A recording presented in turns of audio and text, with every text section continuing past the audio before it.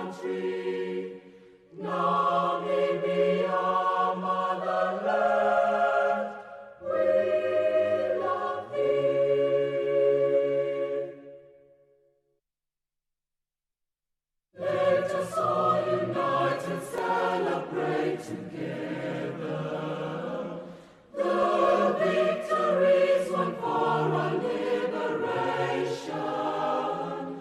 Let us dedicate ourselves to rise together to defend our liberty and unity.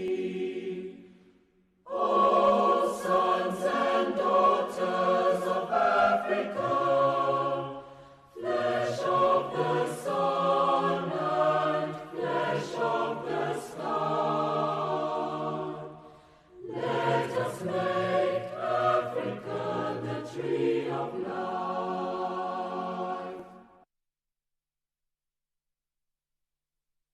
Thank you so much.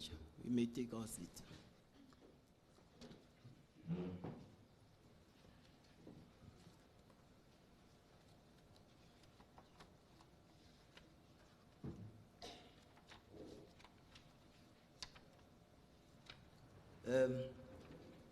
Commissioner Gerson Waripi Shenuna, Commissioner Gerson Dr. Sindano, Commissioner Pius Ilente Ikwambi, Advocate Hendrina Francina Jacobs, the acting CEO, our ECN management, our guests, representative of civil society, representatives of political parties, organizations, and associations, representatives, all that are all invited to come and witness this very important occasion. Ladies and gentlemen, good morning.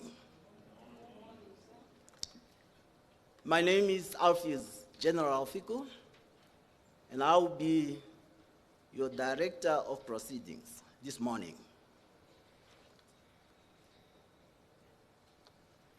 We have the program, and we are, as a Director of Proceedings, I will be strictly working on our program. We made sure that it's short and sweet so that we deal with it as prepared. May I first, as a tradition, and as we are known in Namibia that we are 95% Christian, I call one of our PLC members, Pastor Dikua, just to give us the prayer. Pastor Dikua, you're welcome.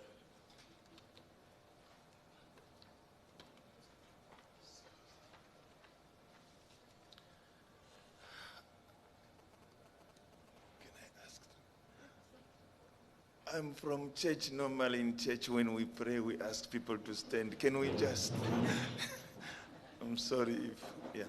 Let's bow our head and pray. Heavenly Father, we are so thankful that you made it possible for us this morning. Here we are to fulfill the calling that you have put in us, all of us. Father, this country cannot do it without you. This country needs you more than ever before. We pray for the ECN institution and everyone else that takes part, and particularly also we pray for our leaders, especially the head of state, Her Excellency. She can't lead without you. All our leaders need you much more than ever before.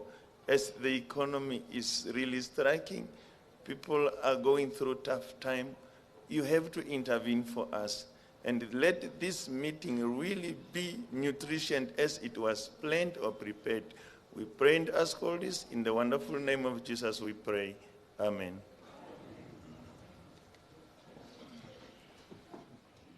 Thank you so much.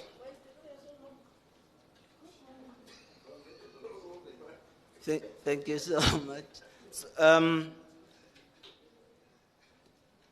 ladies and gentlemen, some of you, as you may recall, that when the Electoral Commission of Namibia launched the 2025, the electoral calendar on the 25th of June 2025, the Commission has been meticulously executing the calendar to the letter.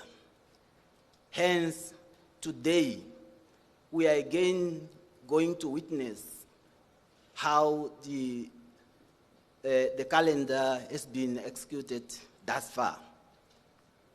And when you entered in a house, first and foremost, you need to be welcomed before you are served with the dinner or supper or what time you have arrived at the house.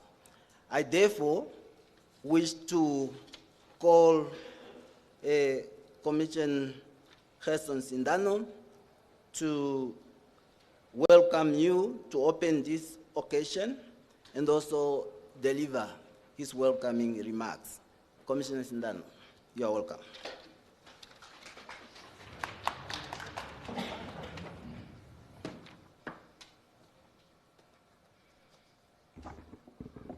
Thank you, General, but I think this thing is, I'm vertically challenged, so it has to match my height.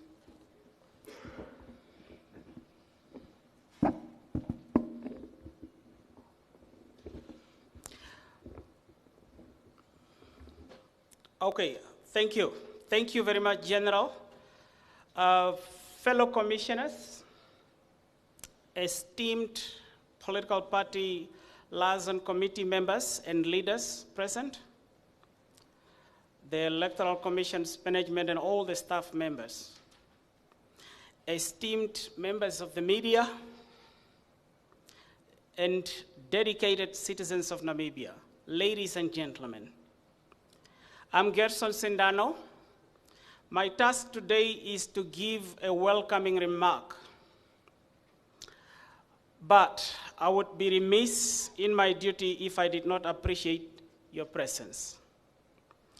The Electoral Commission of Namibia truly appreciates your support for making time available to attend this PLC on the preparedness and the release of the Provisional Voters Register. As we gather here to celebrate the Electoral Commission's statement of preparedness and the release of the Provisional Voters Register, let us recognize the significance of this milestone for our nation. An affirmation of transparency, an assurance of inclusivity, and a promise of integrity. The meticulous preparation that has gone into creating a comprehensive and accessible voters register aims to empower every citizen, to engage every community, and to inspire every voter. Let us all seize this opportunity to strengthen our faith in the electoral process, to rally our spirit for the participation and to advocate for the rights of every individual to shape our future. I'm a scholar. Often we speak with parallelism. Hence, going forward, I will invoke it. In unity, we recognize our collective responsibility. In action, we cultivate an environment of trust and respect. And in dedication, we uphold the principles of our democracy. As we embark on this journey together, let us commit to being informed, to being engaged, to being heard. Together, we can ensure that this electoral exercise will not only be a reflection of our choices, but also a testament to our enduring belief in the power of the people. In closing, I want to reiterate how heartened I am by your commitment to this gathering. Let us work hand in hand as we prepare for the November elections. It should be a benchmark for transparency and efficiency in our electoral process. Together, we can ensure that Namibia continues to shine as a beacon of democracy on the face of this planet. Therefore, I wish to say the following, that please feel welcomed. ECN House is your house. When things go wrong, we all go wrong. When things go right, we all go right. So please feel welcome, feel at home. As soon as the prayer was done, at that moment, at that very moment, you should have felt at home. I felt at home. I don't know if because the pastor hails from the geographical area where I hail from, but please feel welcome. I wish you all the best. God bless you, and God bless the Republic of Namibia, and I thank you.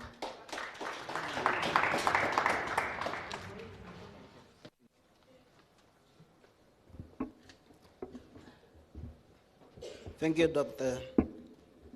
Sindano. And as the theme is clearly stating that this is a state of preparedness, and at the same time, the release of the Provisional Voters Register. But before we get there, we would like to just to be updated, just to have an overview as to how is the calendar that I have said it before. I now call the Advocate Jacobs to give us the overview and update of the 2025 regional councils and local authority electoral calendar. Advocate, over to you.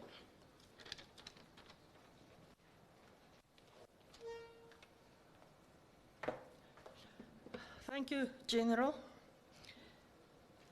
My friends call me Heidi, but you can call me Advocate.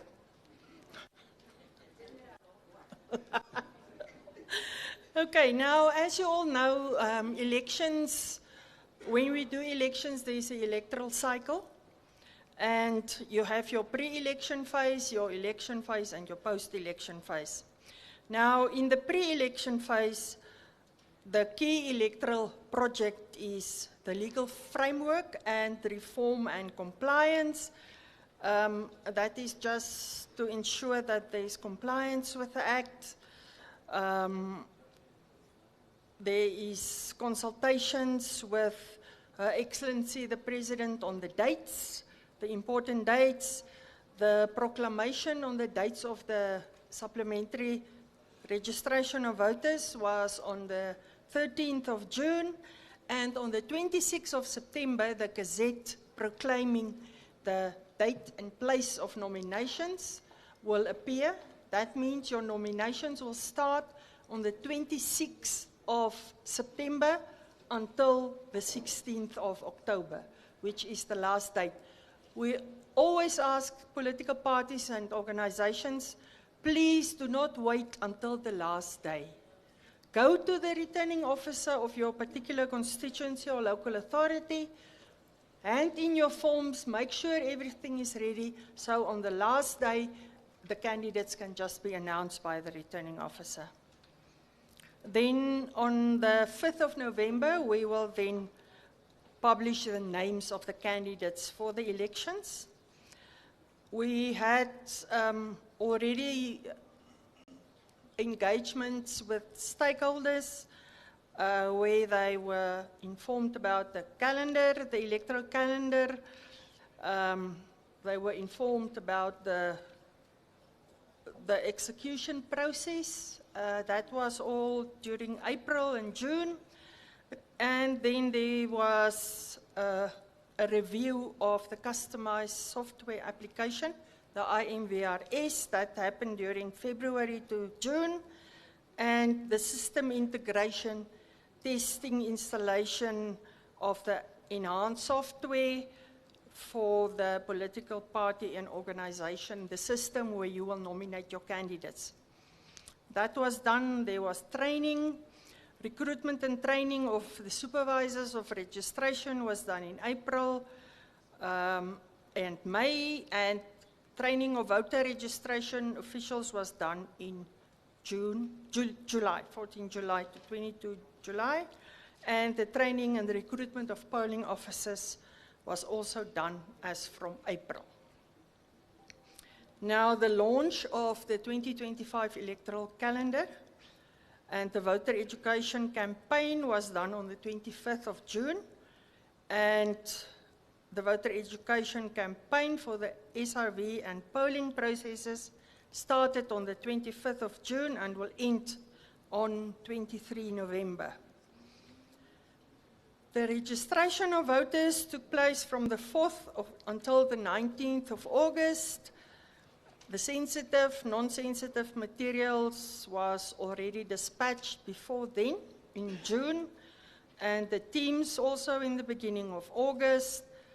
The Provisional Voters Register was then prepared and produced, and the Gazette for the availability of this particular voter registration, voters registers, will then be, the Gazette was on the 10th of September, and the period for displaying objections is from the 12th, that's today, until the 15th. And then there will, after that, there will be representations to the Electoral Tribunal, and the tribunal will rule on any objection received, and then there's also a provision for a ruling by the Electoral Court if someone wants to appeal against the ruling of the tribunal, which will be from the 6th of October until the 14th. The final voters register will be published on the 24th of October, when the final voters register will then also be released. Observers and the media invitation and accreditation process will start on the 1st of August until 31 October. And we already said the commencement of the nomination period is on the 26th. The last day for nomination of independent candidates is the 14th of October. And the last day for parties and organizations is the 16th of October. Then the procurement, design, printing, delivery of ballot papers already started on the 16th of June and will continue until the 31st of October. Verification and signing off of the sample ballot papers will be on the 23rd of October. And the dispatch of the sensitive electoral materials is on the 2nd until the 9th of October. Issuance of duplicate voters cards will be between the 17th and the 23rd of November. Special voting for election officials and police officers on duty on that particular election day will be on the 24th of November. Demobilization of teams for special voting is the 25th of November, and deployment of teams for the main election day is 23 November to 25, and election day, as you already know, is the 26th of November. Counting of votes, collation of the results will then take place from 26 November until 29 November, with a final verification, collation, determination and announcement of results from 30 November, on 30 November. And then demobilization of teams will be the day after elections, 27, until 30 November.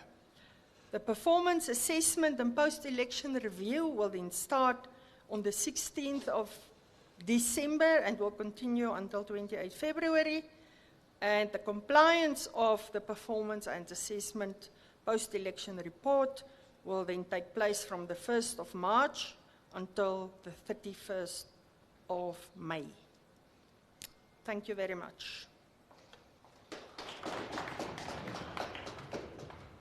Thank you, Advocate and Acting CEO. Ladies and gentlemen, the information that Advocate highlights, they are all contained in the 2025 electoral calendar. Hence, this is your Bible. You can have it and follow the activities as the Electoral Commission undertake to execute this calendar, as I said earlier on, to the letter. Having said so, we, as you are aware, in terms of the Electoral Act, one of the important activities in our electoral calendar is to make sure that the voters throughout 14 regions are well informed, are well educated, to make sure that whatever that the Commission wishes to do, it must be done in accordance with the understanding of the democratic setting. Therefore, I wish to call upon the Deputy Director for Voter and Civic Education just to tell us what are those strategies that the Commission put in place for voter education and outreach program for us to make sure that the masses are well informed. Madam Kadesikuria, may you come forward.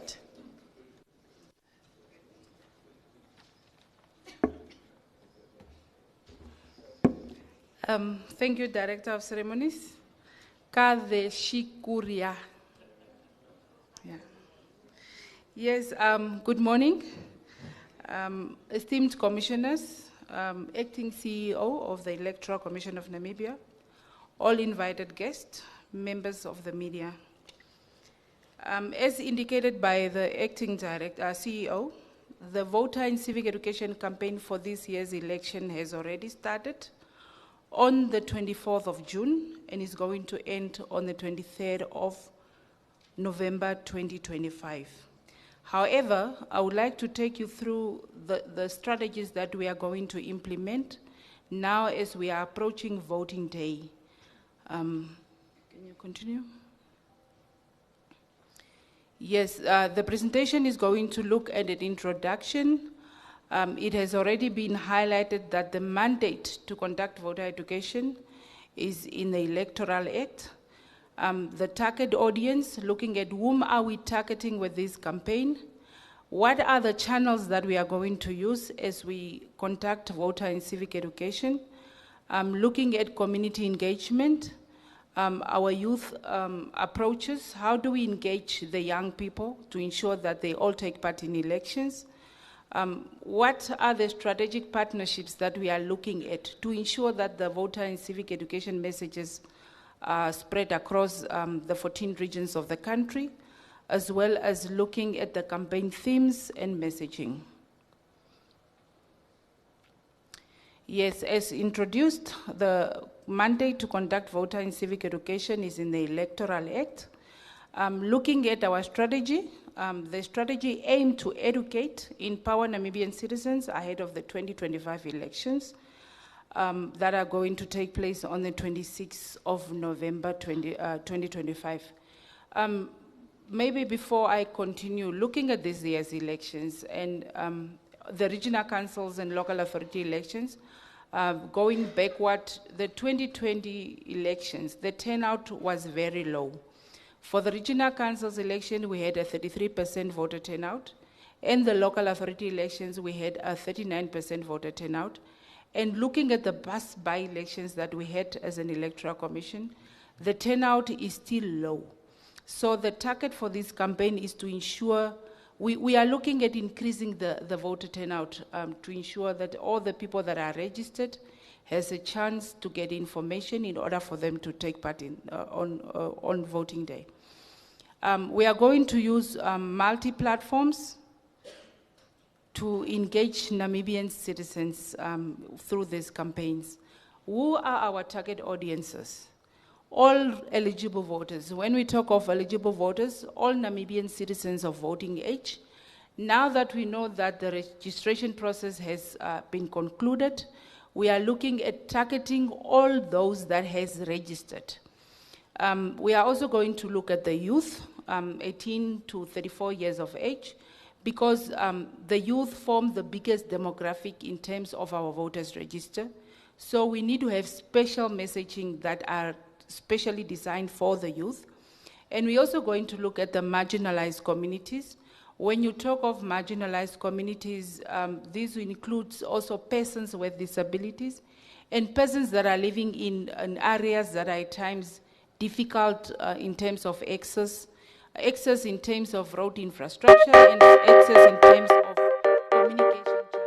As your home entertainment needs keep expanding,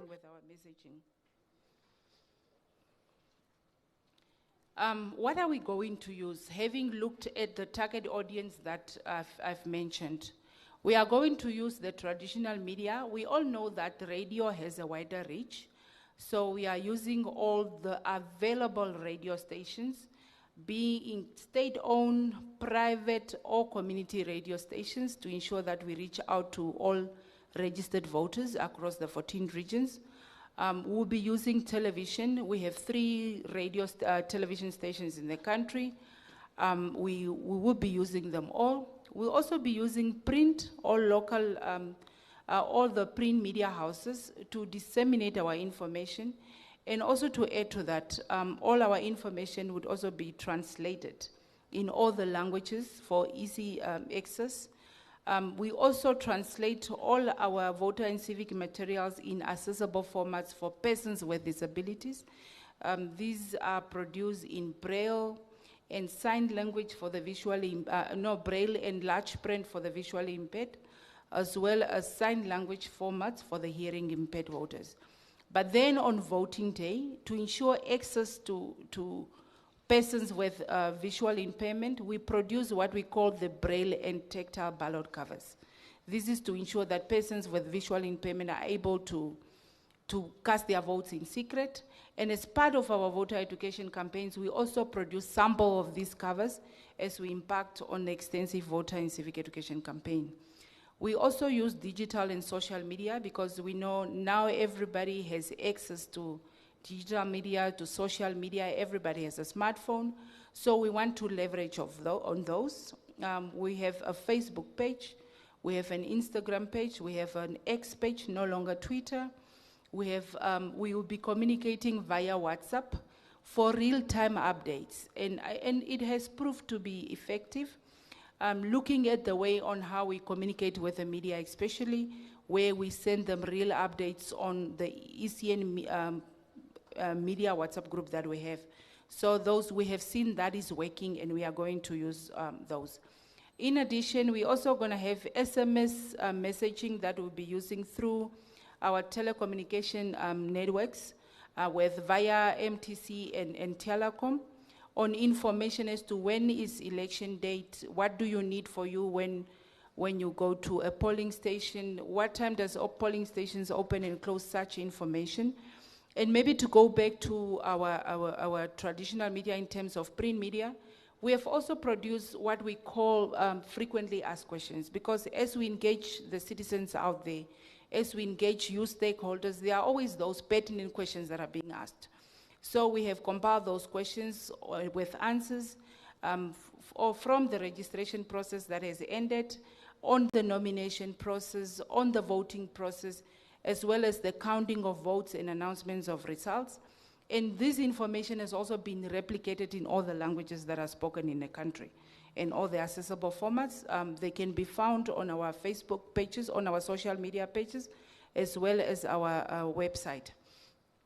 We're also going to have outdoor activations where we're going to have roadshows. We are busy engaging various media organizations for a partnership where we go to on roadshows to engage communities in where they live, because it's always good when you go out to communities, especially when communities are able to engage with the ECN where they are, and for this. And then we also have pop-ups at malls, because we have various malls set up our stations in terms of voter and civic education, where people can come and get information on elections.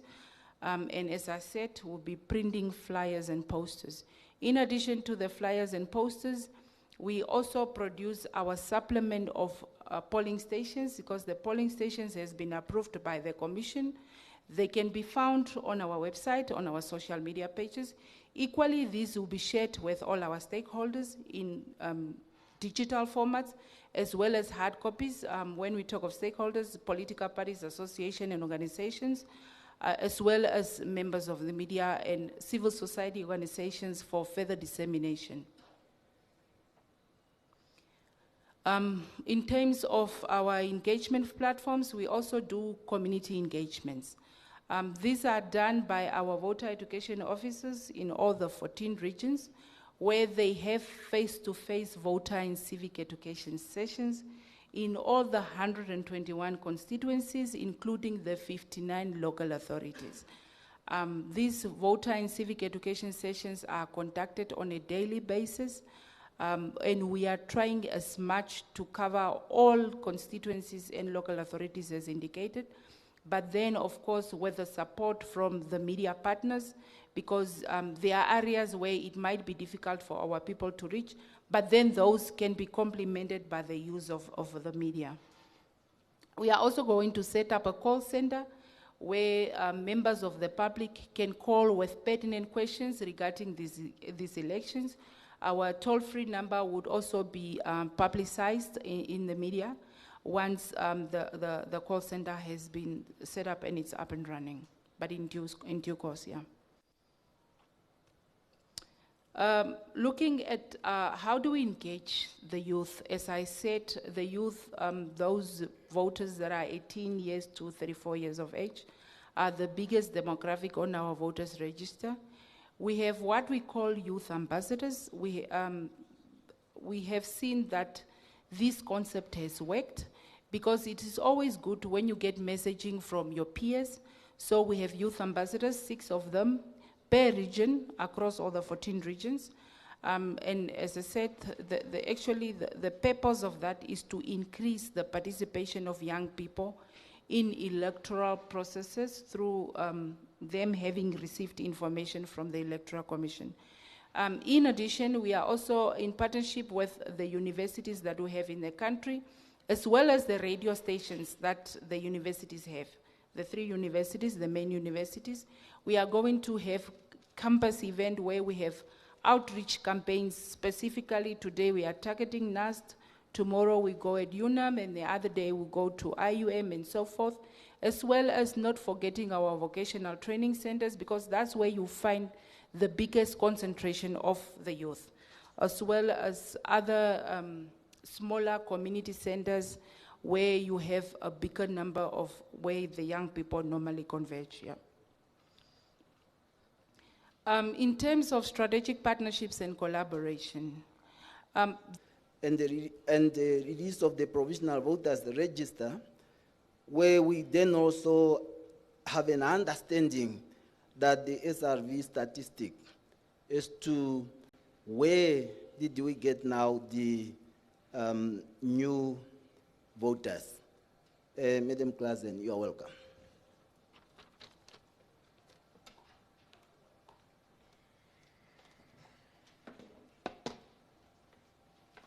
Very good morning to everybody. I stand on the protocols established. As indicated by General, I'll provide an overview of the Provisional Voters Register in terms of statistics. Thank you very much. In terms of statistics, following the just concluded Supplementary Registration of Voters,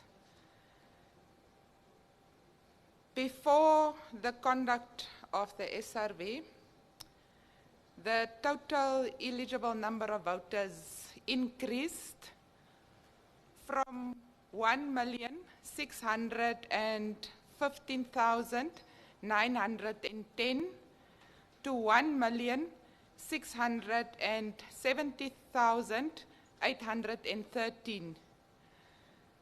Last year, when we conducted the general registration of voters, the voters register was at the 1.6 million, and it has increased to the 1.6 million 615 to the 1,617,830 with 54,903 eligible voters. These are all the people that turned 18 years following the conduct of the GRV that we had last year. Before 4th of August, when we commenced, the presentation will not be displayed, but where's the cover of the, can we please have that on? We will also make copies available. Before the 4th of August, the National Voters Register stood at 1,445,334 compared to the 1,449,569. So previously I spoke about the eligible number, but then the voters register was 1,445,334. That is what we had on the register. And after, compared to the 1,449,569. That was a decrease of 4,235 registered voters. And this decrease was as a result of the deceased voters. Remember, we managed the voters register on a monthly basis. We removed the deceased voters on a monthly basis. But then also there was an increase as well due to the 5 by-elections that we have conducted earlier this year. During the just concluded 14-day SRV period, a total number of 109,000 voters register to 1,400,000 voters register to 1,449,136. The provisional voters register then stands on 1,449,136.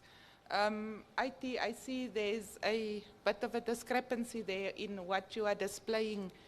It should be 1,449,136, but we'll correct it since it's still the provisional register. In terms of the statistics, the percentage remains at the 90%, which we have also recorded last year. I'll give a brief overview of the demographics and the documents that was used during the just concluded SRV process. 48,313 applicants applied for registration using the national ID document. 4,998 used the combination of documents as provided for in the Electoral Act, that is either birth certificate, driver's license, the DE1, and then 441 applicants used the ordinary green Namibian passport, while 50 applicants used the old Southwest African ID document. In terms of gender, of the 109,000, 57,283 were male applicants, 52,650 were female applicants. In terms of persons with disabilities, we've recorded 713 persons living with disabilities that applied for registration. I'll now give an overview of the regional turnouts and the register as it stands. Can we please display that on the screen for the regions?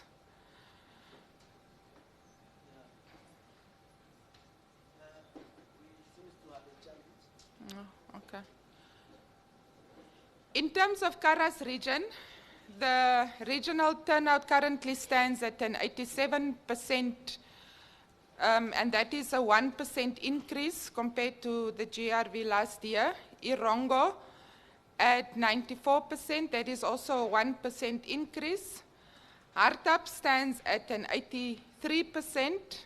It maintained the same as last year. Kavango East, 83% as well. It also maintained the same percentage. Kavango West, also 83%, same maintained as last year, including Komas, 89%, which is the same maintained as last year. Kunene stands at 103%, that is a 6% increase from last year. Oangwena region stands at a 91%, that is a 2% increase compared to last year. Omaeke stands at a 88%, that is a 2% increase from last year. Omasati stands at a 93%, that is a 2% increase from last year. Oshana stands at a 95%, that is a 1% increase from last year. Oshikoto at a 86%, a 1% decrease. Otsozonjupa 89%, a 2% increase. Zambezi 87%, a 1% increase. In terms of the provisional voters registers for the local authorities, and this is the 59 local authorities in total, we have made available the copies, I believe, and we have it per local authority in the copies we've distributed. The total eligible voters residing in all local authorities, the 59 local authorities, is 949,890. 949,890. Before the SRV, the local authorities register stood at 720,994. 720,994. During SRV, 24,435 new applications were processed. 22,988 amendments was made, and 5,384 duplicates were issued. That brings the total provisional voters register for the local authorities to 745,429. 745,429. That gives us a 70% turnout.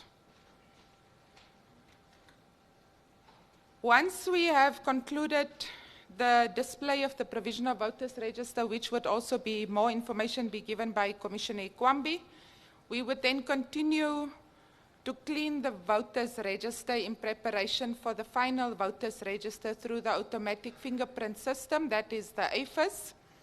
That is to detect possible duplicates, double entries, and the final voters register would then be released as per the date indicated in the electoral calendar. When we release the final voters register, we'll give more details on the demographics, the regions, the constituencies, in terms of the final figures as they stand for the 2025 elections. I thank you.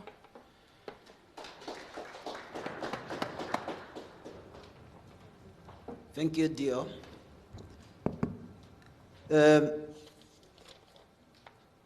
We are doing well in terms of our time. Okay. Thank you so much. Thank you so much. We are getting there. Ladies and gentlemen,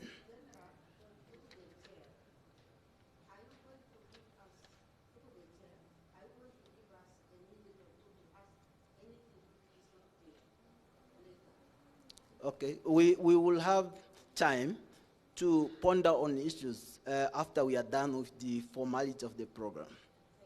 Yes. Thank you so much. We have to understand that in all honesty, when you have what we are doing now, as it was already said by the acting CEO, that the provisional voters register, the objection is starting today. From it's already there.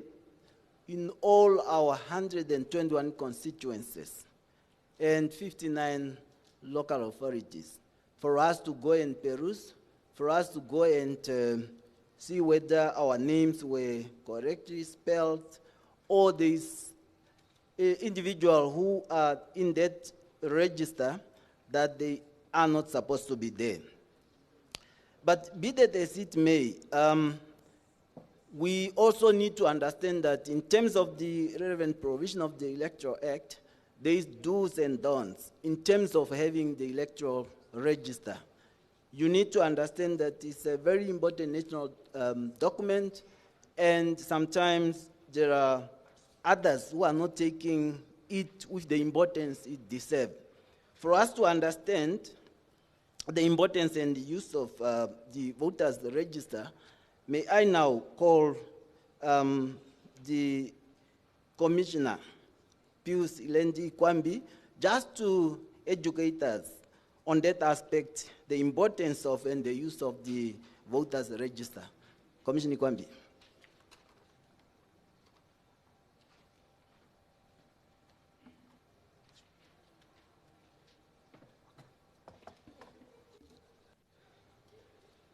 Thank you, Program Director, esteemed commissioners,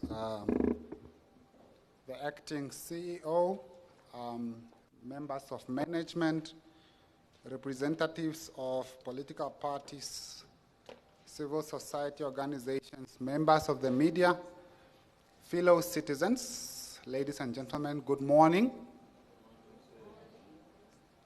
I thought we provided breakfast. Good morning. Okay, thank you. When Meme Shaningwa said we are not doing so well with time, I thought we would vacate the questions. But General, the next item, apologies for not recording it as such on the program. We will deal with questions immediately after this. Excuse me? Did you say something, ma'am? Yes. Okay, good. So in terms of my presentation, it is really my hope that at the end of my presentation, we would have an understanding of what a voter register is. And then we will also cover on why it is important and its use. And we will also touch base a little bit on the preparation process. But we also need to register our caution before we leave this meeting as a commission. We can go to the next slide. So in terms of Section 25 of the Electoral Act, the commission is mandated to compile and to maintain a national voters register. Now, the statistics which were announced by the Director of Operations earlier on, they are a significant milestone in the road to our upcoming local authority as well as regional council elections. And because of this, we as the Commission deemed it prudent to ponder on the voters register insofar as its importance and use is concerned. But perhaps first, it is important that we understand what it is. So the voters register is a legal and authoritative record of all Namibians who are eligible to vote in an election. Without it, no person may be allowed to cast a ballot. And I think since the Director of Operations has released statistics, I think the Commission deserves a hand for having compiled, yes, because without that document, no one will be able to vote. So we are some way. We are almost there.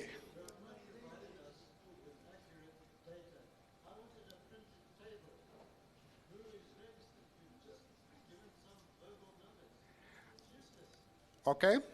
Your point is taken, and I think we can deal with it during the questions and answers, and perhaps to understand why it is prepared in that fashion.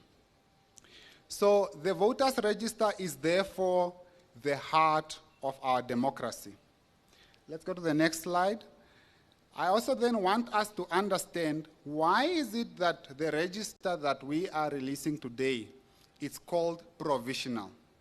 So in terms of Section 31 of the Electoral Act, the Commission is mandated to publish the provisional register, and it is for a specific purpose.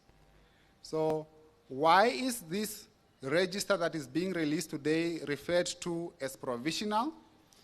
It is referred to as provisional because the Chief Electoral Officer first prepares the voters register, which is designated as such, to signify that it is not yet final.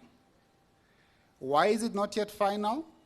It is not yet final because it is subject to public scrutiny for the purpose that I indicated earlier, and it is for registered voters and registered parties, associations, and organizations to scrutinize that register.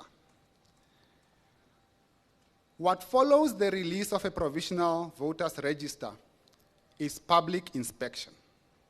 Now, the public inspection is a period determined by the Commission in terms of the Electoral Act, and for purposes of the upcoming elections, this period commences today, the 12th day of September, and it will run until the 15th of September. And it will run in all 121 constituencies and 59 local authority areas. Following this inspection period, the objection period then commences and runs concurrently, which is a 14-day period. During this 14-day period, objections may be lodged in respect of names that are included in the register, and this is done to ensure that the voters register is one of integrity, and we also do that in the name of transparency and fairness, and to allow for corrections to be made before the voters register is officially certified as final. Next slide. Let's now deal with the importance of the use of the provisional voters register. Yes, no, the previous slide. Okay, no, next. Yeah, correct. Yeah. So it has distinct purposes, but I'll highlight three. The first one being that it facilitates public scrutiny, it paves the way for objections, and it allows then the Commission, through the Chief Electoral Officer, to prepare and certify the final national and local authority voters register. So this, to facilitate the process of public scrutiny, the Chief Electoral Officer makes free copies of the provisional national voters register as well as the local authority voters register available, and they are availed to every registered political party, a registered organization, and association, who would then, in respect of associations and organizations, would only be entitled to receive the relevant part of the provisional local authority voters register. Now, in terms of Section 37, the objection period, following the objection period, once it lapses, rulings by the electoral tribunals in respect of the registered voters are then provided, and if the rulings of the electoral tribunals are not to the satisfaction of any registered voter or a political party, organization, or an association, they can then still appeal the decision of the tribunal to the electoral court, during which period, or in terms of our calendar, this period is for a period of 7 days, and it will run from the 6th of October up until the 14th of October. So electoral tribunals within our legislative framework are designated as the district magistrate courts. And in terms of its process, the tribunal must notify the person against whose name or whose registration is being challenged. And that notification is to allow them to make representations, whereafter or following those representations, a determination can then be made, which can be in the form of allowing the objection or dismissing the objection.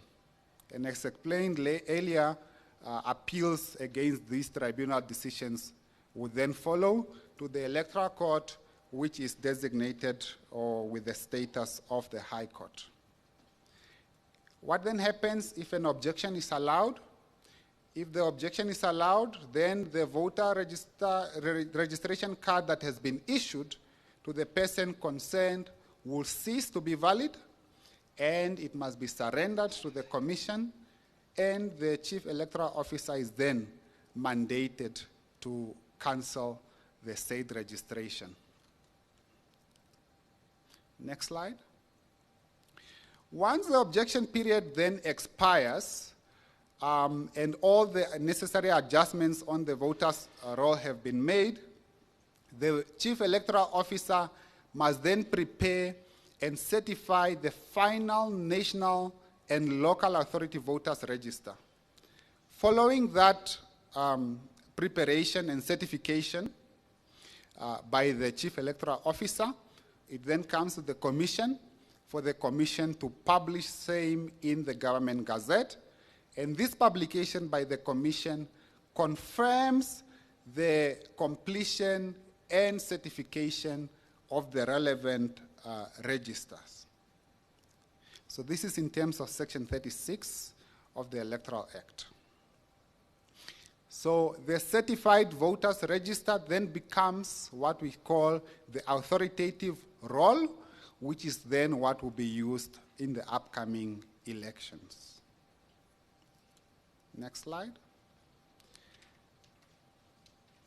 When I spoke earlier, I indicated that the voters register is a public document, and the chief electoral officer is also mandated to provide access to it in either print, electronic, or the digital format. And this is for inspection by the public, and I wish to underscore that it is to occur at the commission's offices. In terms of the law, copies can be provided at a prescribed fee. However, the commission is also mandated in terms of Section 37(2) to impose reasonable restrictions regarding the manner of accessing the voters' roll. We wish to underscore that we know that accessibility is vital for transparency, but it is also important that we caution against the misuse of the voters' roll. In terms of Section 37, it provides that the voters' roll may not be used for any other purpose. What does this mean? This therefore means that it is unlawful to use the voters' register for harassment or to intimidate voters, for marketing or commercial exploitation purposes, for political profiling purposes, and any other activity that is unrelated to the verification of the register's accuracy. We wish to underscore that the misuse of a voter's register undermines the integrity of our electoral process and our democracy. We are all aware, as indicated earlier, that the voters' register contains sensitive and personal information of citizens. If we misuse it, it has the potential to erode the trust in the electoral process and can violate the rights of these individuals. The Commission therefore has an obligation to protect the integrity of the electoral process as well as the personal data of the voters. And it is for this reason that we are cautioning against the misuse of the voters register. I already indicated that in terms of Section 37(2), the Commission has the power to impose reasonable restrictions insofar as the manner of access to the roll is concerned. In conclusion, I wish to call upon every voter, wherever you find yourself, to take this opportunity to go out to inspect the Provisional Voters Register on display, to confirm your details, that they are correct, and bring any errors to our attention before the roll can be certified. I wish to leave you with the following words, that the strength of our democracy depends on your participation, and your voice matters. And it begins with your name being on the register. I thank you.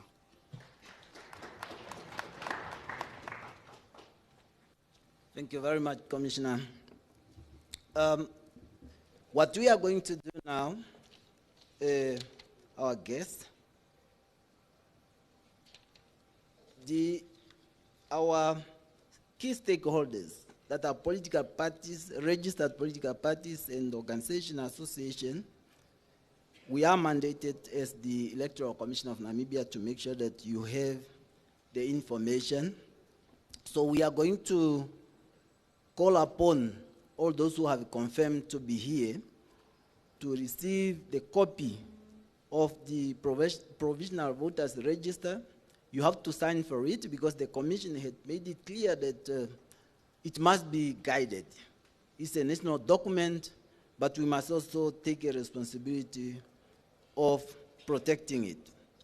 I then, once that is done, once all the political parties have signed their copies, we'll then open up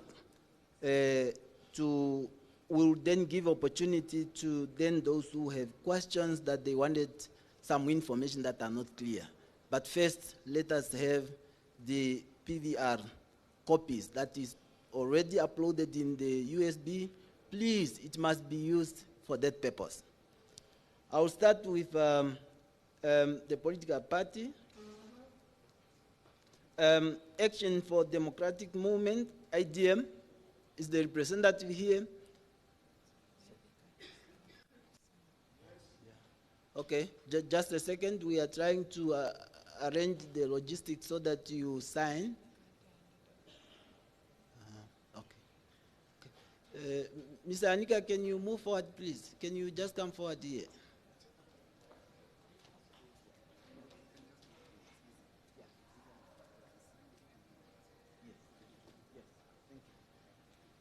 Can you move forward here, please? Just bring those USB with you.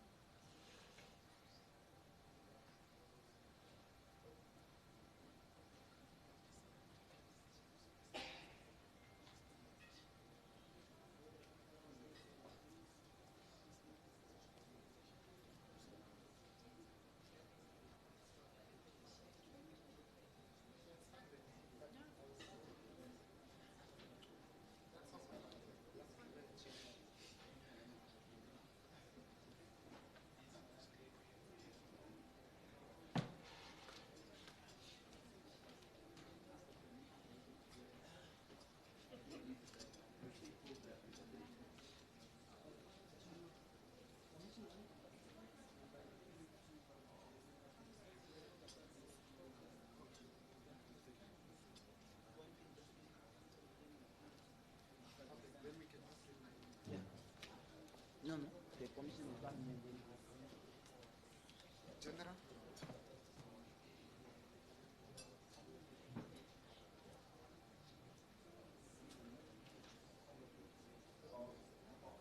All right.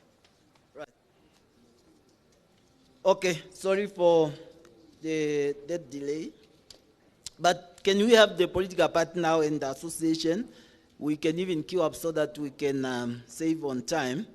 I already indicated that the representative of IDM, can you move forward, please?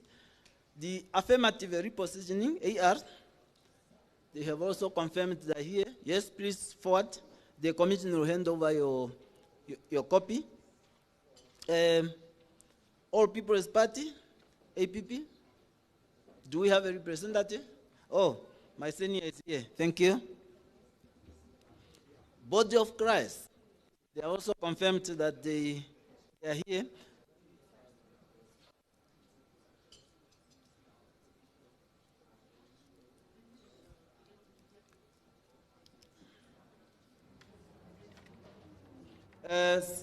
Christian Democratic Voice, CDV, the delegate, are you here?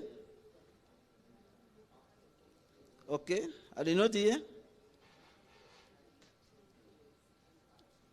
Okay, then I need to jump to Namibia Economic Freedom Fighters, NIEF.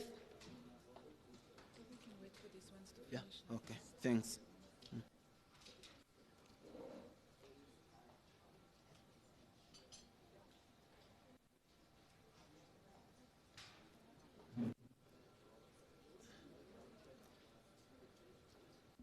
Maybe I should just highlight that when the display that was saying there was a discrepancy of the number, that was just a typo. The copy of the PVR that you are receiving is accurate, as was announced by Director of Operations. So no worry about that.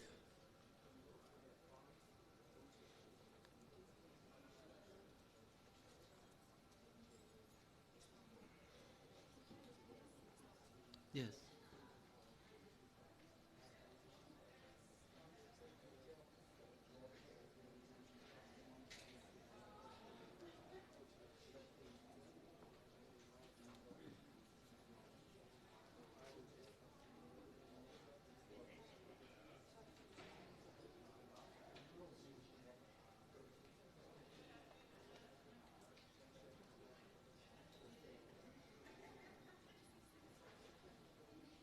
Okay, it appears there was no confirmation from Independent Patriotics for Change, but I've been now informed that their representatives are here, and they're also going to get their copy.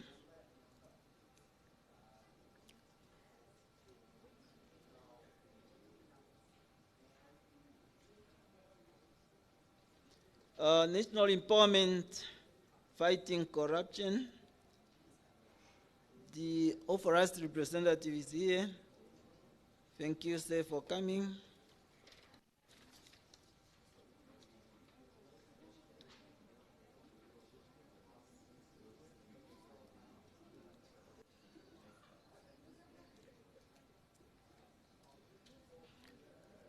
National Unit Democratic Organization of Namibia, NUDO.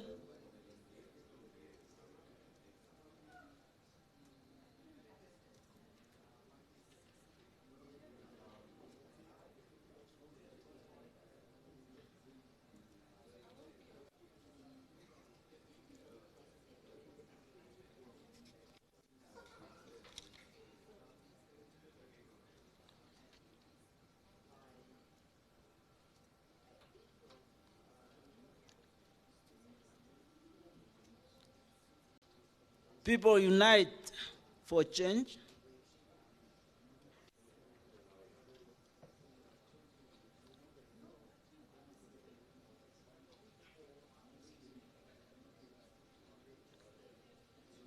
And Popular Democratic Movement, PDM. Do we have a representative for PDM? Okay. Ready for Democracy and Progress, RDP. Oh, PDM is here and RDP. Thank you.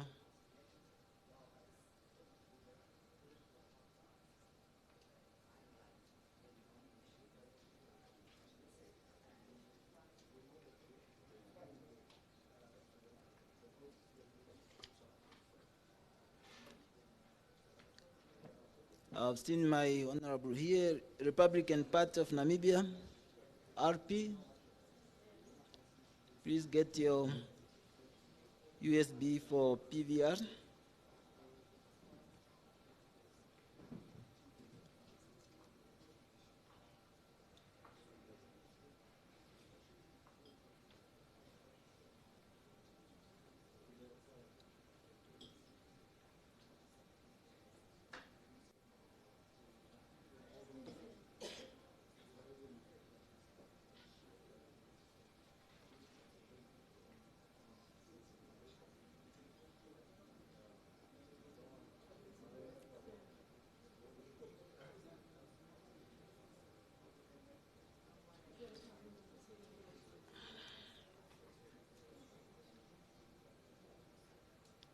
Yes. Okay. Swan of Namibia, do you have a representative or offer us a representative? Swapo Party of Namibia,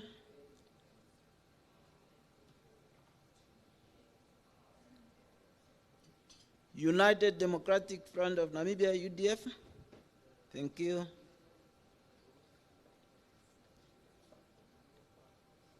United Namibians Party, I think my pastor is here.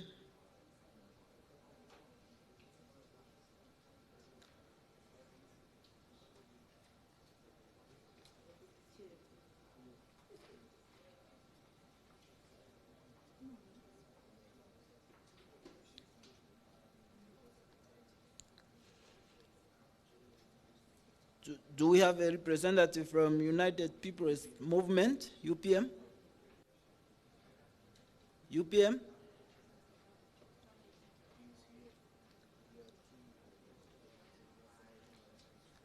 Haven't seen a representative from Workers' Revolutionary Party. We'll then start with organization as soon as the political party all have received their copies. The difference between political party and organization is this. Political parties are to contest wherever they want to contest, being constituencies and local authorities. Whereas the PVR for organizations and associations is limited to the local authority where they are registered. If you are for Windhoek, you are only to receive a copy of the local authority of Windhoek. That will be the difference between the two. And the confirmation that we have here, we have the Right to Shelter Foundation of Namibia. Do we have a representative? There was a confirmation here, but anyway, it appears we have none. Association for Localized Interests, ASOLI. This is for Windhoek, local authority.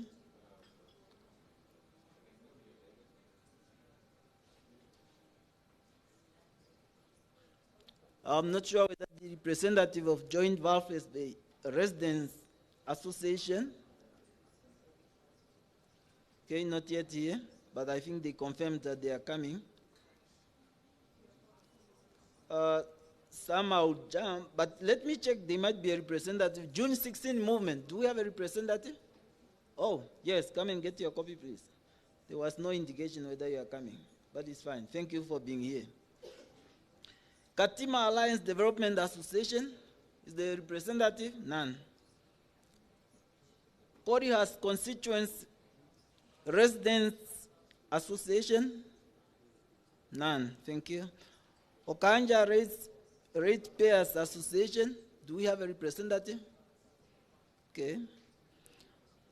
Kakarara Residents Association Fighting for Development. Maruru Community Development Organization. Omfia People's Association, Promised Land Residents Association,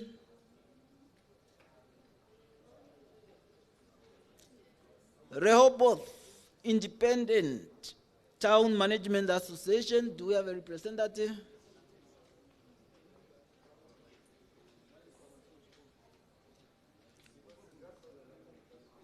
Rehoboth Ratepayers Association. If any representative, please come forward. Rundu Concerns Citizen Association. Rundu Urban Community Association. And final but not least, Swakop Residents Association. Please get your copy. Is there any association or political party that perhaps you did not get your copy? From which association or political party, ma'am? Yeah?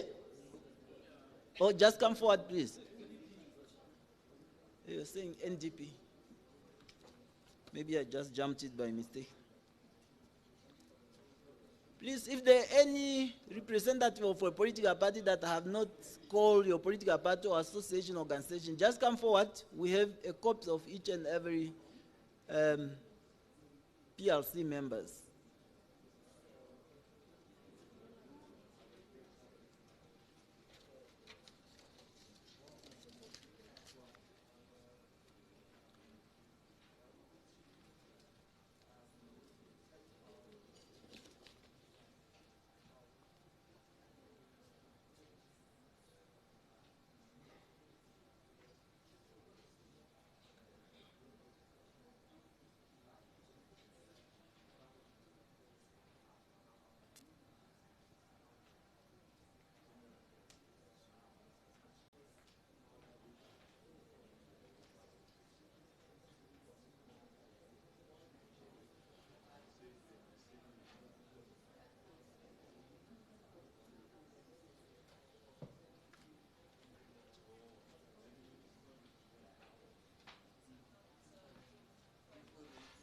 Thank you.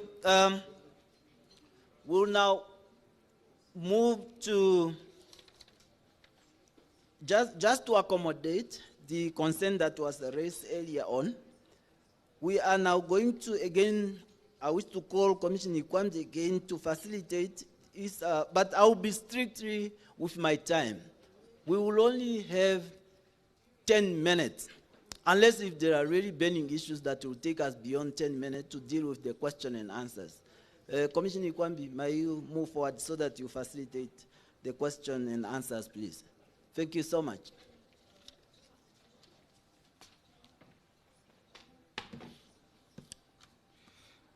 Zenia?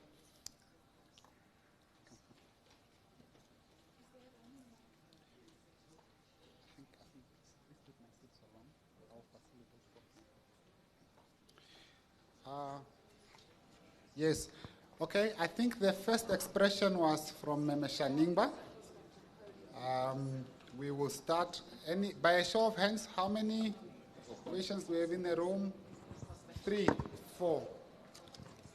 Okay, let's start with Memeshaningba. Thank you very much, Chair and Commissioner. Mine really just wanted to appreciate what Zenia, yes. Madam, yes. Have said that some of the regions and the local authorities enjoyed an increase while some of them maintained the status quo. I just wanted to appreciate what happened, that the statistics in terms of the percentages remained the same. Thank you very much. Thank you. That is all what I wanted to appreciate. Thank you. Thank you.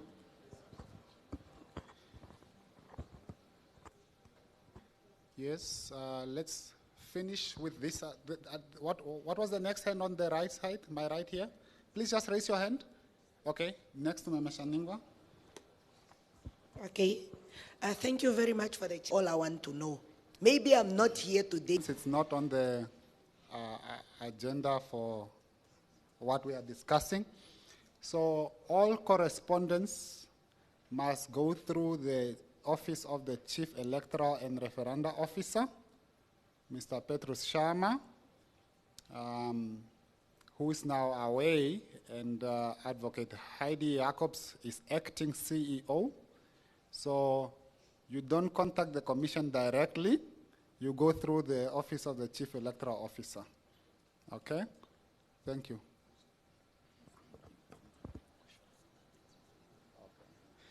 And as we go forward, please just introduce yourself as well. Thank you for that reminder. Yes. Yeah. Thank you, Chair. My name is Carola Engelbrecht, and I'm an election activist for 25 years. I just wanted to ask, can somebody just explain to us if you look at the totals of the Provisional Voters Register, there were people that are added because they become of age. There are others who die. How are you accommodating them?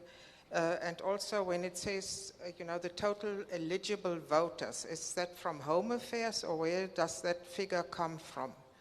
And the amendments, what is in that one? Because if you add it up with your cell phone, you have the number before the 4th of August and then the new applicants, and that gives you the total, but the amendments are not, it's not clear what happened there. Thank you. Thank you. Yes, at the back, 2 questions. Thank you. Good morning. My name is Jessica Kavachap, and I'm representing the National Disability Council of Namibia. Firstly, I would like to commend the Electoral Commission of Namibia for having disaggregated data that relates to persons of disabilities. We do appreciate that. However, we wanted to inquire regarding, I think there was a 600 and something figure reflected for persons of disabilities that were registered for this election. We know for the national presidential, we only had 18% of the total voters that registered that actually participated in the voting. So I wanted to find out, is there an analysis or a study that the ECN will undertake that also disaggregates the low registration and voter turnout for persons of disability? Thank you. Thank you. Good morning, my name is Brigitte Weidlich, I'm a freelance journalist. I've got a question about the Konene region registrations. It says 103%. There are about 60,000 eligible voters, and there are 5,321 new registrations, which is a bit of a surprise.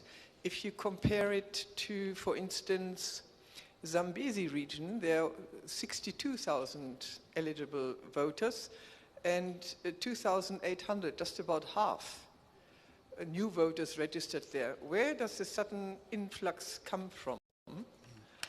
It also says there on that page for Konene that the Epupa constituency has nearly 11,000 people. That is about as much, or actually almost more, than Opuo town. So where does this population influx come from? Do you maybe have some figures there or some details? Thank you. Okay, thank you. Can I propose that we deal with all the questions from this side by responding, and then we move?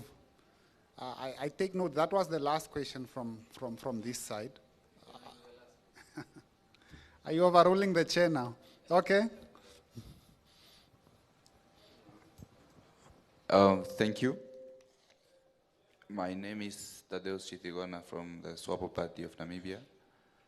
I think my question is concerning the presentation that was made by my sister, the official there. I can't recall her name. I think the general was also struggling to pronounce it, but I wanted to find out, you have indicated that perhaps in pursuit of civic education in terms of encouraging the citizens to go out and vote, the Commission will be engaging some stakeholders, churches and maybe some media houses to sensitize. But my question is that you would find there are certain churches, for instance, that are publicly politically affiliated, or there are certain pastors or bishops who goes around declaring support for certain political parties or certain political leaders, or even some media houses that are aligned to certain political parties.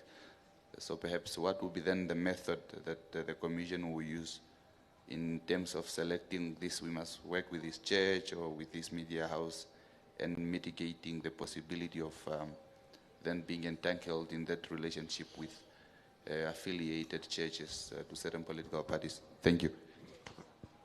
Thank you very much. Madeline, can we start with your difficult question? I was trying to think of how to help you respond there. Can we get a second mic? Yeah, okay. Yes, thank you, Commissioner. Am I more challenged than you? Yes, the question on how do we engage the churches and the selection of the churches that we are going to engage with. We engage the faith-based groups, that's how they are called, right? The churches, via the Council of Churches of Namibia as an umbrella body. So that's how we engage the churches, and through them, then they will filter the information further to their what do you call it? Yeah, the other churches, their groups, yes. The media houses, how do we select these media houses? I think the media has a responsibility of informing the nation. That's the reason why we decide to use all media houses. In terms of affiliation, unless if we are given, we would not know that this and so media house is affiliated to whom, but we use the media as they have a function of informing the public. Hence the reason why we decide to use all media houses as they are registered in Namibia. Yeah. Thank you, Marilyn. I now propose that we go to the second last question, and I think it's a question that was raised by Brigitte. It pertains to the abnormal 103% increase for the Kunene region. And I think Xenia will take this question. And I think what is beautiful is that when Xenia presented earlier, she also indicated that there were some constituencies where we had by-elections prior to the 4th of August, which is when we had the National Supplementary Registration of Voters.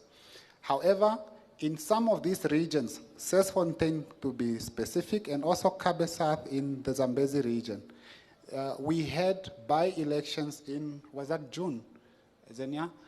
It was in June because of the councillors who then went to Parliament. Now, in terms of the Electoral Act, obviously, we also had to conduct a supplementary registration of voters before those very elections, and again during this SRV. So all that data is then still recorded in terms of statistics, live statistics, but it's not yet processed through a verification process, which we call the automated fingerprint identification system, which would then be able to cut out all those possible duplicates, double registrations, which is why we are saying the register and the statistics that are being shown today, as abnormal as they are with 103, they are provisional, subject to the running of that system to cut out those issues. But if I didn't do justice to your question, Xenia, please supplement. Thank you, Commissioner. Yes, I think you've done justice to it, but I also just want to add on that. In terms of the increase in people in various constituencies or the local authorities, when we do the comparison, remember, we're doing it against the 2023 census data that was released by the Statistics Agency. The Statistics Agency, remember, they do census after every 10 to 12 years. So they do not update the movement of people from one constituency to another constituency.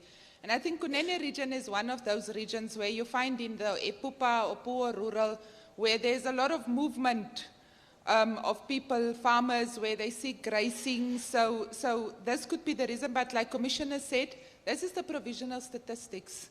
So there might be the duplicates that are in there that would then at the end of the day, when we are going to clear up the voters register, these might be removed.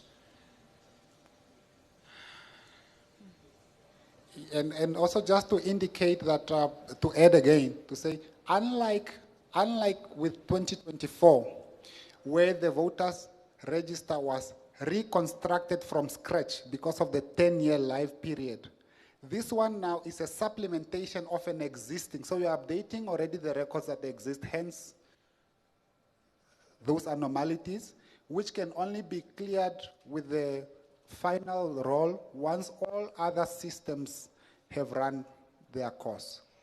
Thank you. Let's move to the question from Jessica.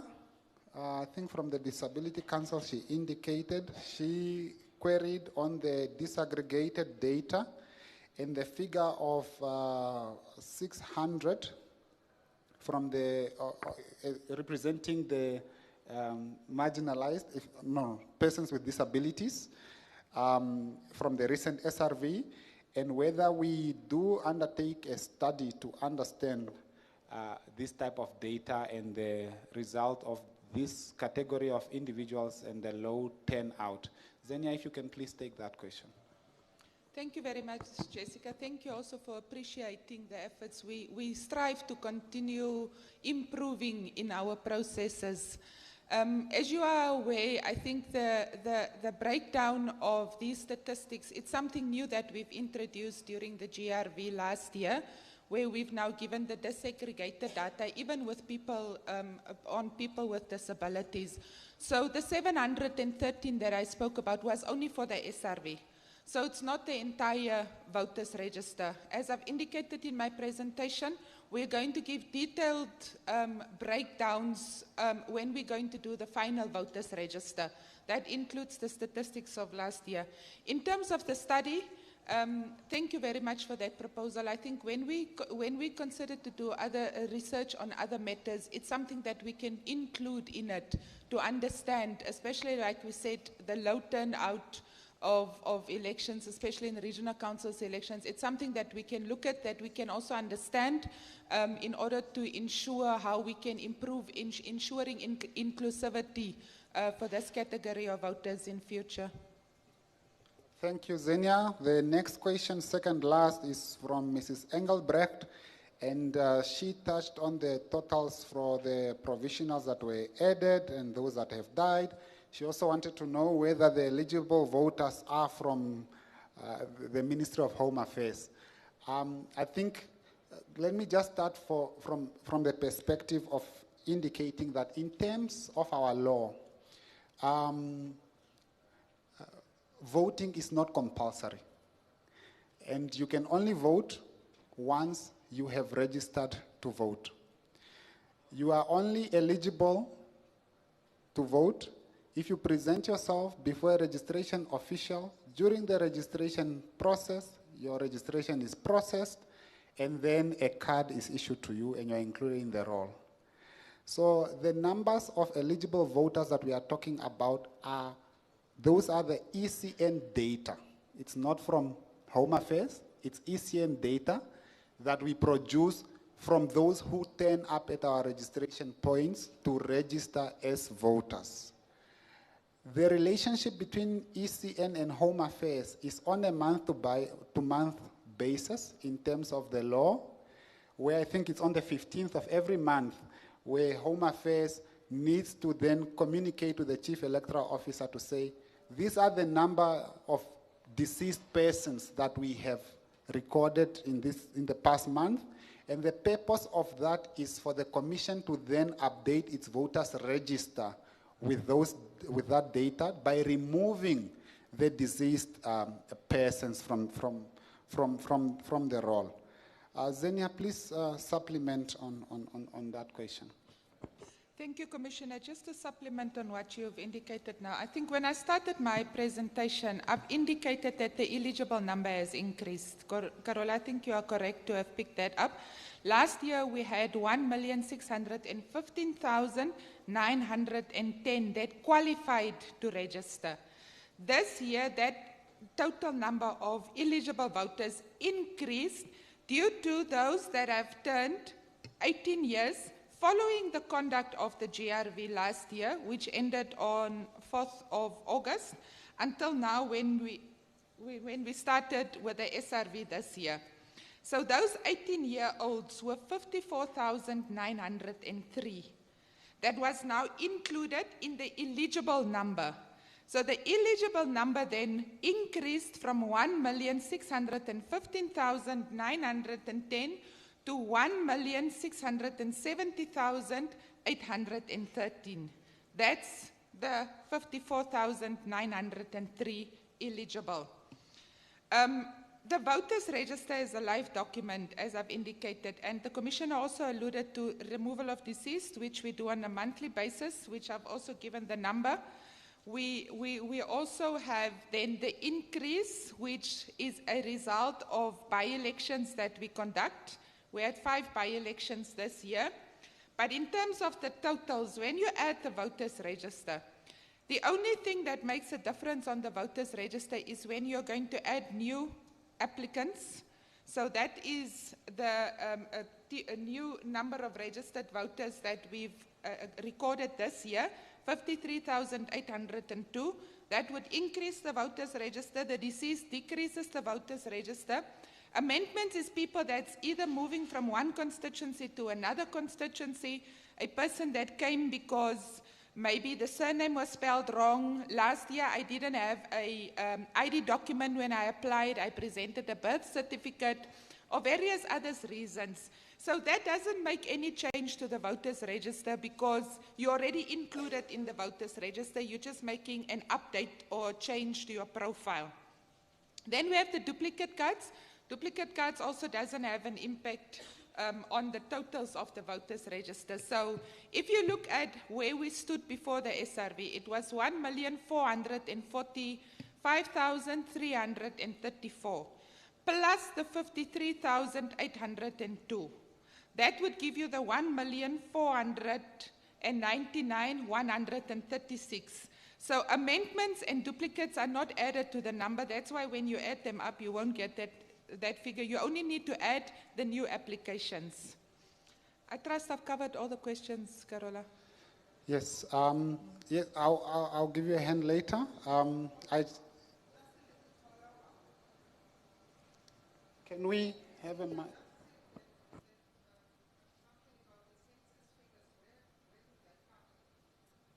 The total eligible.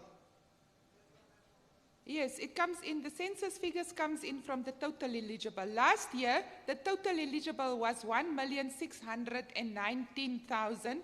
This year, the total eligible is 1,670,000. So it's the 54,903 voters, eligible voters that turned 18 years after the last GRV that we've conducted. So that is how the eligible increases. And Zenia, maybe we also need to clarify, to say, even if you are eligible, it doesn't follow that you will automatically be on the ECN voters roll. Why? Because it's not compulsory for you to register as a voter. So that census, the census data is what we are using to say, if statistics agency is saying 1.6 million in this country are 18 years and above, we then say, out of that 1.6, how many have come to ECN to register?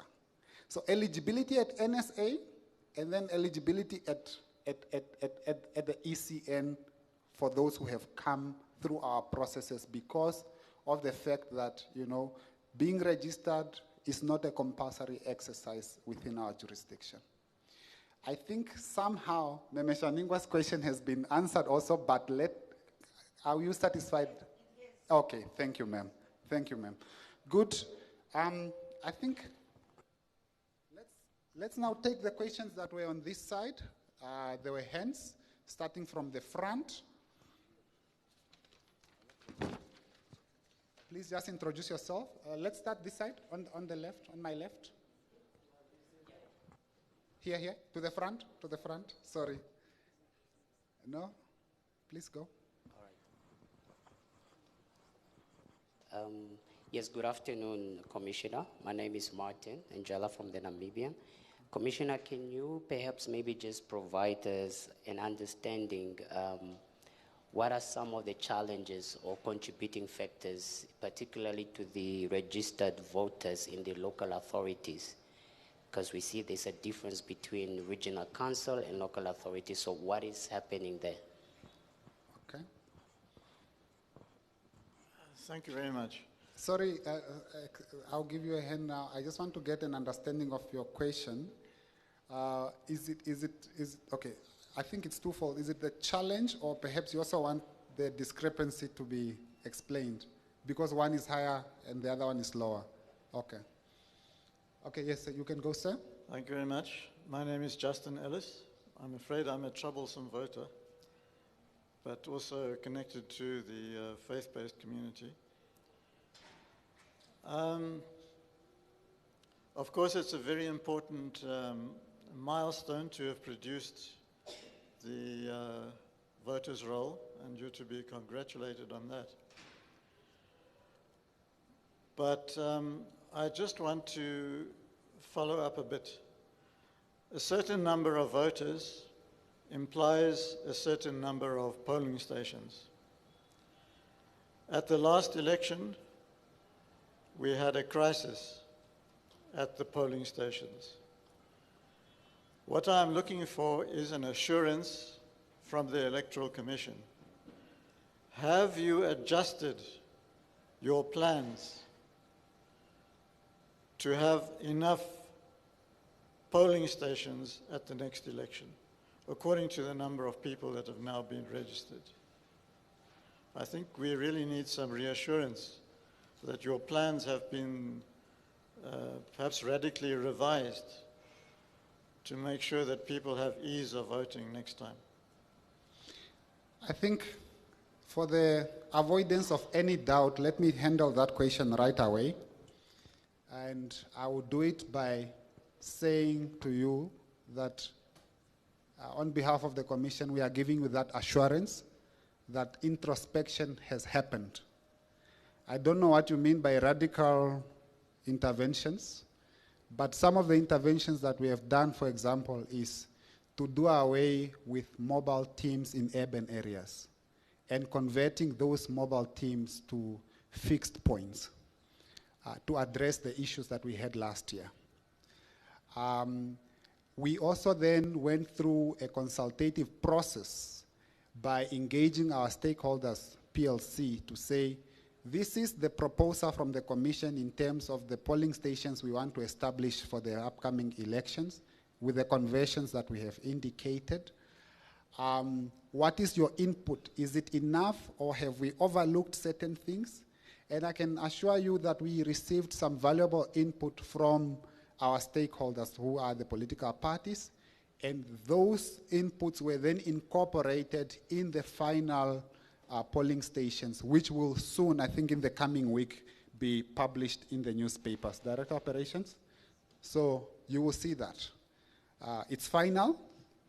Perhaps you will not have the opportunity to comment, but we have gone through a consultative process from our political party liaison committee members to arrive at that decision, and certainly significant changes from what happened last year to what we'll do this year is going to be evident.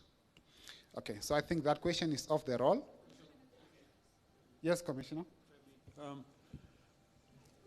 Also remember that the big difference between last year's elections and this year's elections is that during presidential and National Assembly elections, Namibia becomes one constituency.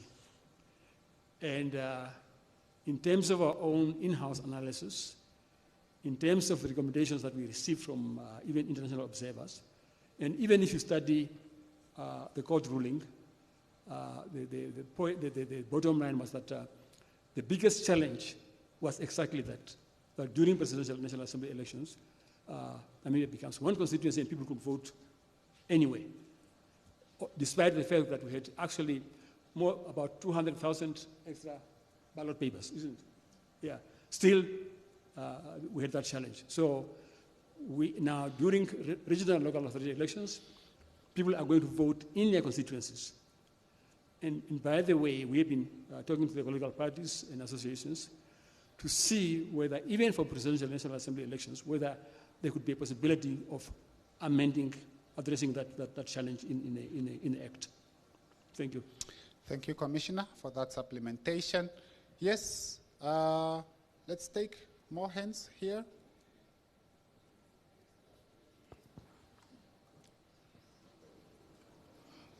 My name is Marius Korasep from the All People's Party. My question is maybe to Zenia. Maybe my mathematics is failing me here.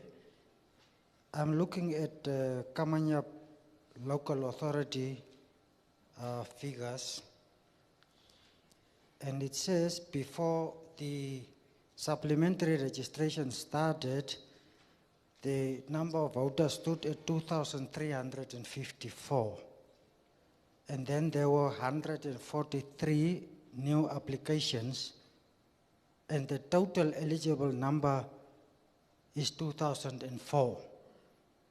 How did we arrive at 2004, which is less than the number before the 4th of August 2025? Thank you. Okay. Yes. No, it can be explained. I know. Yes. Excuse me? Oh, sorry. Honorable Kawandenge here. Good afternoon. I just have one small question.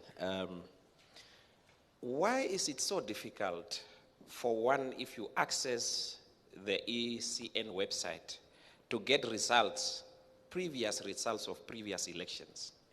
Even going down to constituencies by constituency, why is it so difficult in terms of getting that information? Because for the past, I think 3-4 weeks, I have been trying to get that information. I have called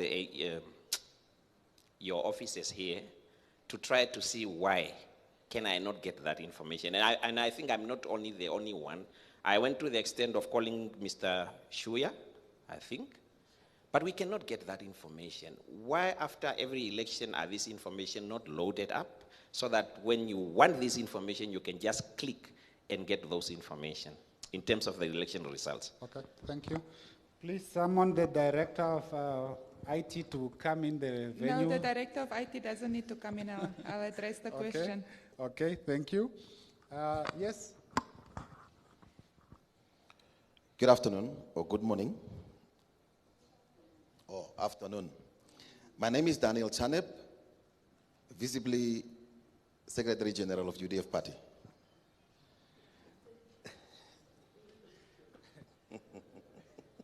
You don't need to. Yeah.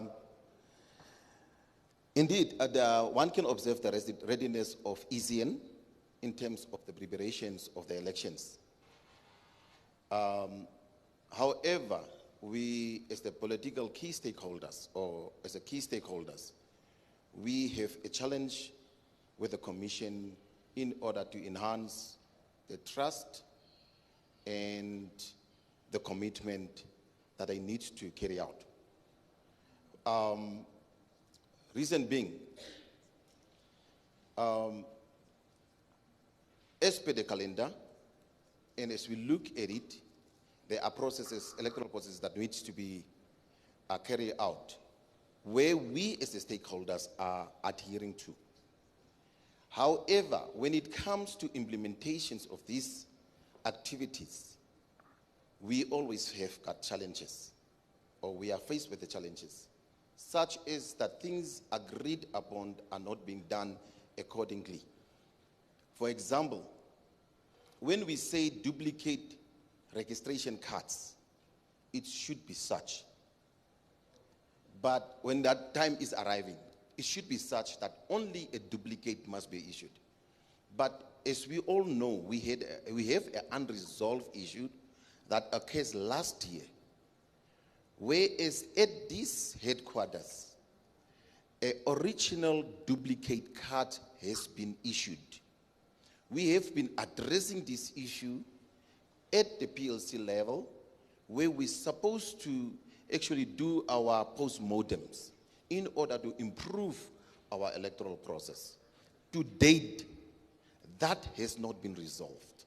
With what confidence are we going into to ensure that such incidents are not happening anymore? Because we, as the political parties, are really left in limbo and fear that fraudulent and rigging activities are being perpetuated by those that are entrusted. So we want that whenever we as the stakeholders are addressing issues, it should be addressed with all seriousness and commitment, so that we cannot just come here having these discussions as business as usual, but we should ensure that whatever we are discussing is being taken seriously up. Because why? As a result, the interest of the electorates are declining, and it makes us very difficult as a political parties to do a civic education because of these type of things that are happening. So I want to know from the Commission, when and how are we going to address our past differences as we are moving forward? Thank you. Thank you. We will deal with our past and future challenges in our forum, which is the Political Parties Liaison Committee Forum, where this issue was discussed and minuted as such, and we will take it there. This forum does not consider minutes. It's an extended platform which has other people who are usually not in this meeting. And insofar as I'm concerned, the issue you speak of was addressed in a meeting, and the minutes of PLC are there to reflect as such. Other members of PLC are also here. Perhaps your party was not represented at that meeting, or you were not there. But that's where I leave it.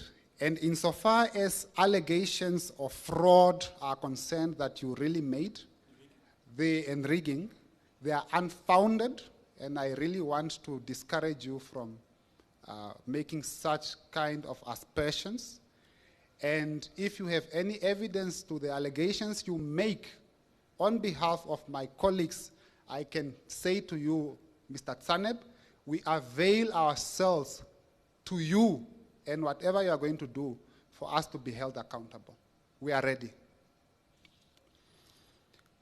Let's move to the question of Honorable Kawandenge. Why is it difficult to get access to previous results and the elections? Zenia? Thank you very much, Honorable Kawandenge. Where's your phone? We have the mobile app that we've released that is still up there. And that mobile app is even so detailed. It gives you 3 election cycles back. Even our election results website, you shouldn't go to the ECN, it's elections.na. You'll find the election results there. It's giving you a breakdown of the regions, it's giving you a breakdown of the constituency, it's giving the party performance over the 3 election cycles. I can prove to you now that it's still there, it's live, it's up. It's there.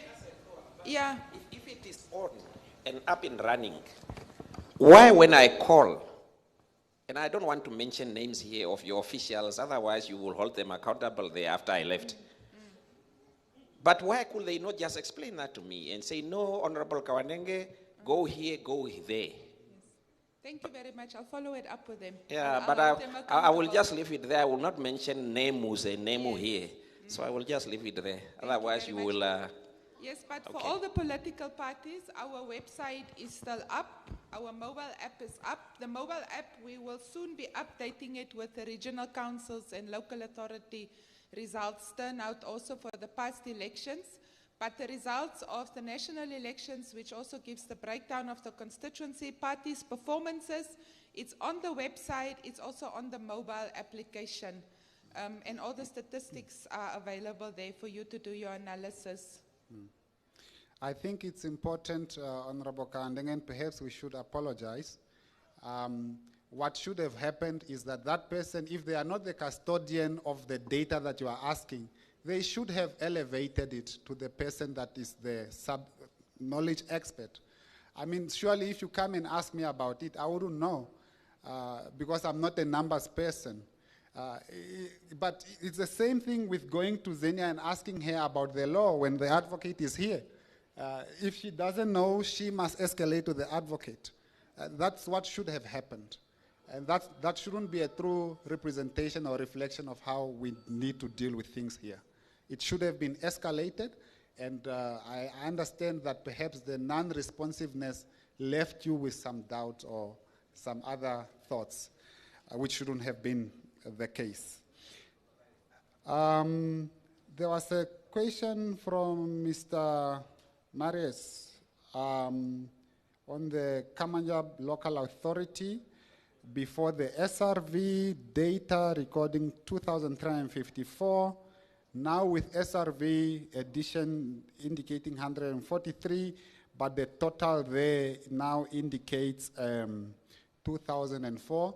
To just explain that discrepancy, I'll try and start, and then Zinia can wrap up on it. I think we also need to understand, Honorable, that when we did the general registration of voters last year, people could register principally anywhere they found themselves, and not everybody registered for both type of elections, which is this year's elections and those of last year. With that therefore then follows that certain people then who might have registered in Kamanyab because they found themselves there last year, yeah, and because, you know, I just needed a card for National Assembly and presidential election, I could register there, for example. Or I then relocated. Then amendments were effected, yeah, with this SRV. So if you consider those, in my understanding, the effect of amendments is therefore that you are amending that voter's role for that particular constituency. And if you take those amendments, the figure will certainly come down. So it's not just about new applications, it's also about the amendments. So you consider that data of last year, you consider the new applications as well as the amendments, and then you reconcile the tally there. Zania? Is it clear, Marius? I think what you ask is what I also explained earlier. You shouldn't take the amendments and the duplicates and add them to the total. Then you'll get a different number. You only take the total number registered plus the new applications. That's all that increases your voters register. So if you take that, the voters register for Kamanyab was 2,354 before the SRV. You then only add the 143, which would then give you 2,497. Don't add the duplicates and don't add the amendments because they don't have an effect on the increase of the voters register. Is it answered, Marius? Yes, I think there was... Sorry, yeah, the question is partly answered, but maybe for sake of clarity, we would like the statistics to indicate what effect the amendments have on that particular local authority. Does the incoming amendments or outgoing amendments, so that it gives us a clearer picture of the final total eligible number of voters. Yeah, thank you. Okay. Yes, no, thank you. That is noted, and I think it's a good contribution that we should take into account in presenting future statistics. Then, yeah, that's a good point. I think the last question was from Martin, and it pertained to the challenges and that we experienced and the factors that perhaps contribute to the low number of the local authority. Perhaps just to indicate that, you know, when we talk of the National Voters Register, you have 121 constituencies, but you only have 59 local authorities. So obviously you are already not even in half of the other, hence the difference. These local authorities were actually 57. They only became 59 now with the 2 months ago or a month ago when Uis and Onanjaba were added as the local authorities, new local authorities that were proclaimed. So you then also then know that the boundaries of the local authority are also not far stretched in a region. They are confined. They are specifically coordinated through, in accordance with the coordinates from, is it the Surveyor General, Zenia? So that is one of the contributing factors. I wouldn't want to say it is the documents that we require for people to register as the reason. Really, no. I think insinuations can be made as such, but I truly do not think that is the reason. Because where you don't have some of those mandatory documents that are required, there are exceptions that can be made if you are within the local authority area. But it's just that obviously we do not have 121 local authority areas. We have 121 constituencies and 59 local authority areas, which is what causes that discrepancy in the number. Zenia? Okay. Ladies and gentlemen, we have done justice to the program. Sorry, Director of the program, you said you were going to allow 10 minutes for the questions. We have gone awfully over. It's over to you. Thank you so much, Commissioner. It was worth it. Now, what the last item in our program, we would have closing remarks. But what I want to encourage is that while we are going outside there, let us again engage each other. We will be able to answer your questions on any aspect that is not clear, or to our PLC members, you know if there is any concern that you want to raise, so that we can put and we continue to attend to any matter as we always do. May I now call Commissioner Gerson Waripi Chenuna to come and do justice to that very wonderful occasion, just to give us his remarks. Commissioner.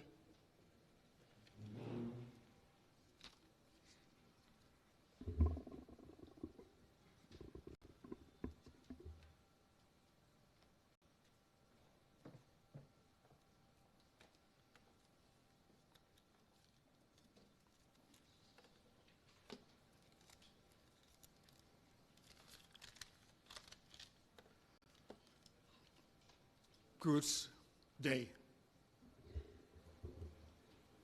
No response? Good afternoon. Now,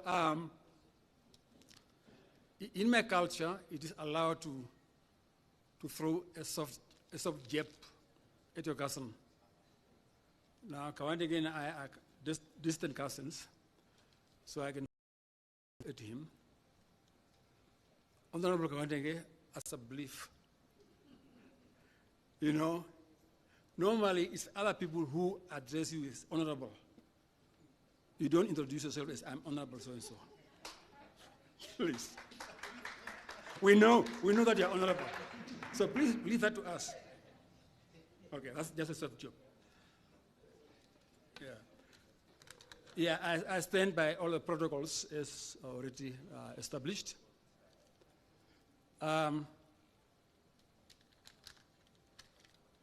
My mantra, and I will not be long, by the way, as some of you may know by now, is Article 1, Sub-Article 2 of our Constitution. That says, all power shall vest in the people of Namibia, who shall exercise their sovereignty through the democratic institutions of the state. I think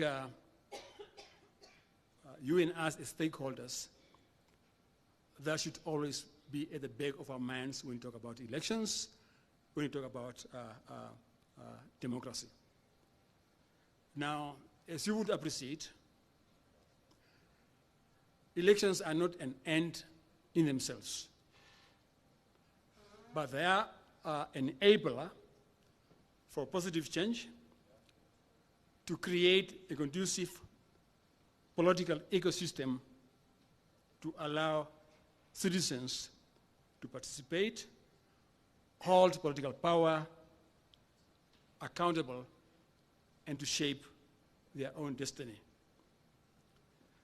Therefore, in keeping with one of our core values, namely transparency, this morning we shared 4 of our flagship projects with you and with the Namibian people, namely the overview and update on the electoral calendar, 2 strategies for voter education and outreach, C, release of Provisional Voters Register and SRV statistics, and then finally, the importance of the Voters Register.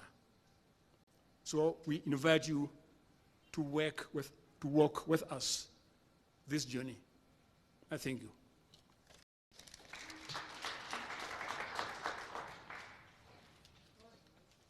Thank you very much, Commissioner, for that wonderful closing remarks.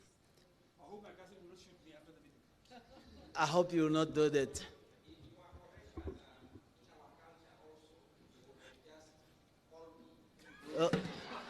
Okay, thank you.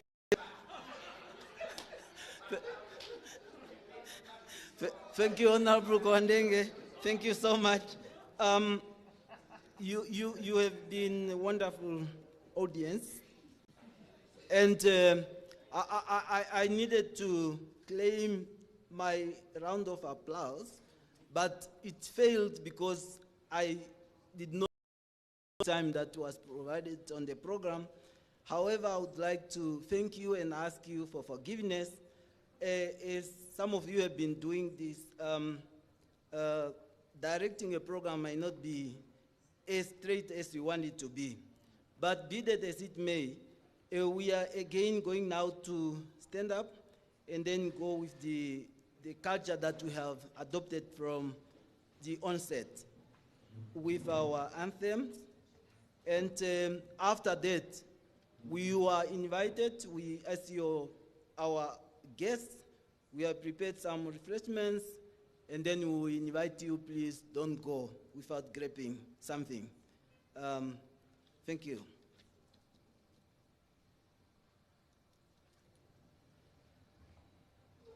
Let us all unite and celebrate together the victories won for our liberation. Let us dedicate ourselves to rise together to defend our liberty and unity. All sons and daughters